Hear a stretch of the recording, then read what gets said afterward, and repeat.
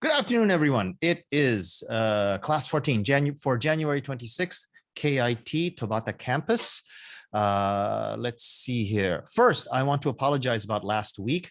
I'm sorry that I wasn't able to teach your class. It looks like we don't really have to worry too much about making up the class. Most of the content is pretty obvious. Let's see here. Your chapter 13 task answers are available, so you can go take a look at them. And you have your chapter 14 audio video lecture. Make sure that you, folder for the unit 14, and make sure that you do your homework for class 14. Otherwise, that's pretty much all that we have to do this week.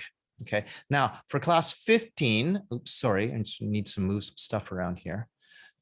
Let me move that. Actually, you know what? I'll talk about class 15 next week because it's just not ready yet.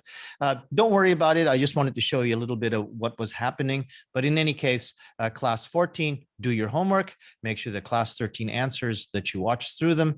And that should be it. Okay. If you have any questions, email me at jdmcruz@gmail.com. And if you have any questions, you can also ask me here in this class. Okay. Thanks very much, everyone.